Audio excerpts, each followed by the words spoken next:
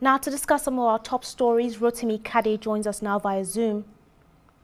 Hello, Rotimi. Thanks for joining us. You're welcome. Thank you. So we've just listened to the clip of the president of Colombia speaking very boldly against President Donald Trump. And we've also heard the implications of this speech. How unprecedented is it for the US to revoke the visa of a sitting foreign head of state, especially one attending the UN General Assembly?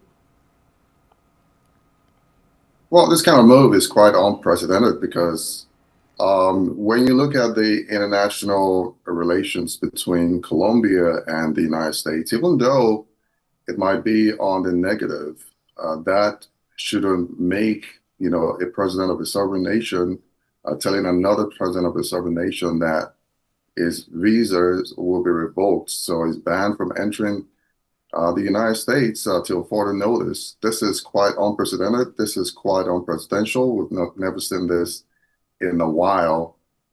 We know that the impasse between President Trump and the president of Colombia didn't just start today.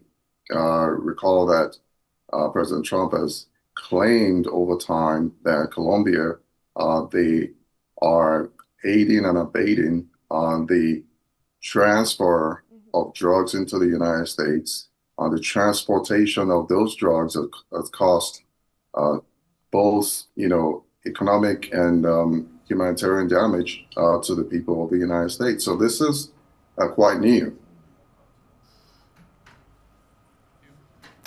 Absolutely, it is. But I'll say it would not be the first time that President Donald Trump is taking a firm stance against foreign, I'll say, executives. What message do you think he's trying to pass with this move? Is it about national security? Is it about political optics? Is it about his ego, or is it about protecting diplomatic norms? What do you think? Well, I think it's about creating uncertainty to the rest of the world leaders. If this can happen to President of Colombia, it can happen to any world leaders. And this is very critical, especially when you look at the United Nations General Assembly. This is a yearly thing where leaders from all around the world come to give speeches, bilateral meetings. They do things to further strengthen their bilateral relations and all that.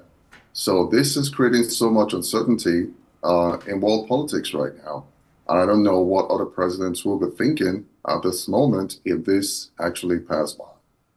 I'd assume so. And I'd also be thinking that Donald Trump would want them to think that he's not the one to mess with. But to what extent do you think President Petro's remarks were a calculated political move versus a personal ideology statement?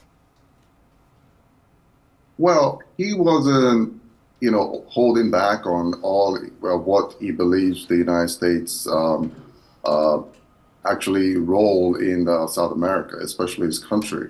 He believes that the United States are likely involved in, arming the militants that's making his government, the previous government, very unstable.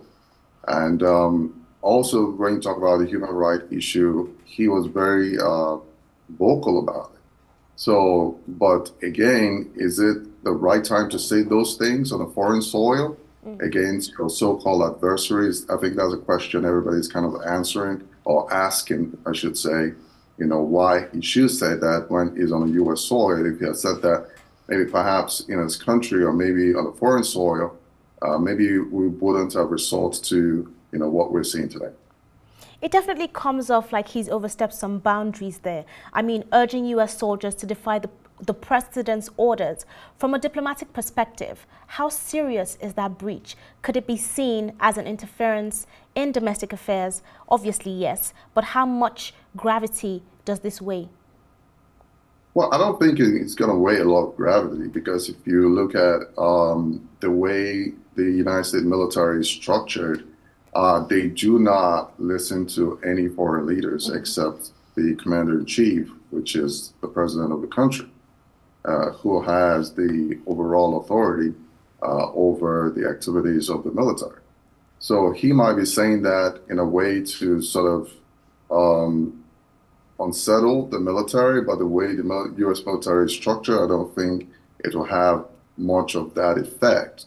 But saying it in bad faith is what the problem is. You might say it and you feel probably it's not going to have effect, but even saying it in the first place is a problem. And I think that's what President Trump actually has a problem with. How do you see this panning out? Do you think it will be just another temporary diplomatic spat, or is it a sign of a deeper shift in Colombian-US relations under Petro and President Donald Trump's leadership? Well, I think at this point, President Petro and President Trump will definitely be on different paths.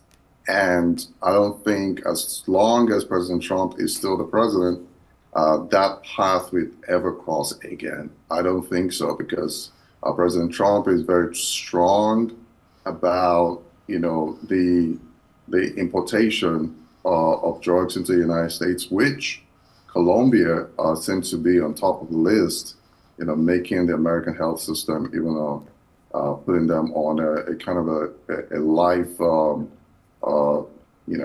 lifeline, so because we have so many cases of people who are in the hospital today, or the government is trying to take care of as a result of drug-related diseases. Absolutely. Well, we'll be keeping a keen eye out on how this, squabble develops. Let's switch gears on the conversation a bit. Earlier this year, President Donald Trump deployed troops with what he calls full force to Washington, D.C., Memphis, and Los Angeles, and just now, recently, in the matter of minutes, to Portland, Oregon. What more can you tell us about this escalation? Well, this news is kind of the breaking news. It's just coming in about a few hours ago. The president said he directed the Secretary of War, Pete Hegseth, to deploy troops to Portland, what he called a very dangerous city. And he said, if necessary, they should use full force.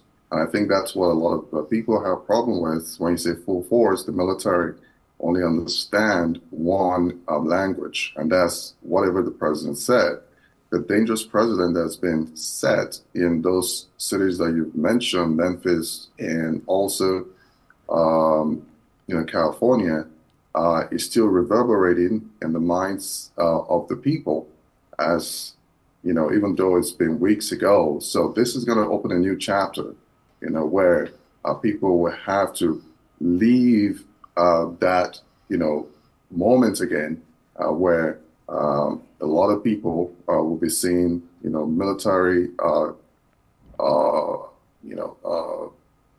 gears and, personnel on the streets, which is not what they're meant for.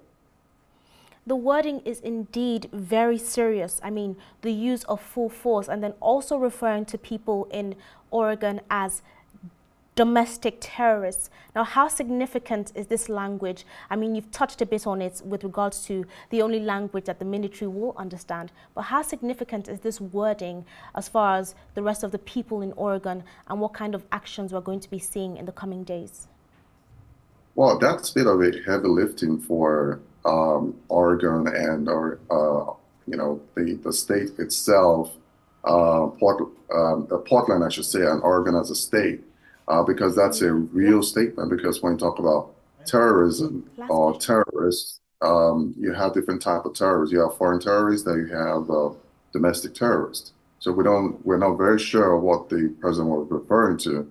But if it's a domestic terrorist activities going on there, I think the military is going to go full force to make sure they quash that, because that's the purpose. That's their only job, to quash, to fight terrorists, to their knees, and protect the territorial integrity of the country.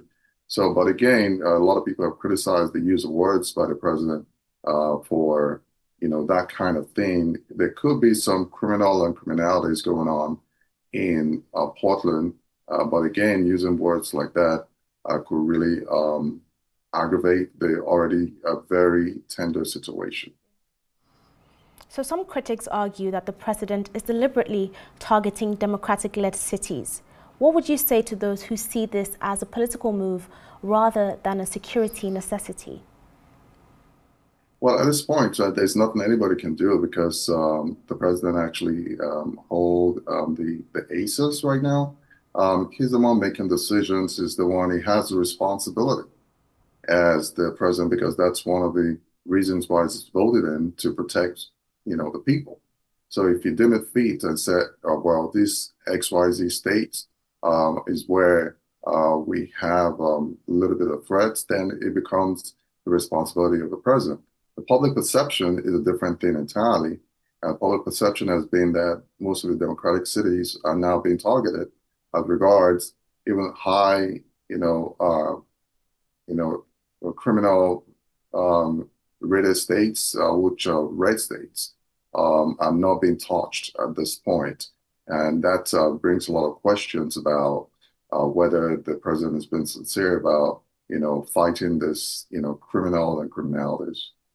Now, before I let you go, Rotimi, let's talk about President Donald Trump's 57% approval rate from the Rasmussen poll. Do you think the American public would agree with this 57% approval? And what do you think? Well, first of all, I don't think all Americans are going to agree with this poll. And I know for sure that not all Americans would do that. But however, when you look at the polls, as being touted by the White House, it says that the president's approval rating stands at 57.11%. But a quick visit to Rasmussen's daily presidential tracking poll actually revealed that Trump's didn't even have a majority of Americans backing as of Thursday when this news came out. And the number of likely U.S. voters who approve and disapprove of President Jobs' performance was the same at 49%. So additionally, only 34% strongly approve of his performance, while 41% strongly disapprove, meaning that Trump's approval index stood at -7. So no recent Rasmussen poll matches at 57.1%. But of course, a lot of people might say Rasmussen has been tilting more towards the right, which is the Republican. But again, Rasmussen has had President Trump underwater by the metric every polling day since June the 2nd. Well, very interesting figures, I'll say. Rotimi, thank you so much for joining us on Arise America. See you next time. You're welcome.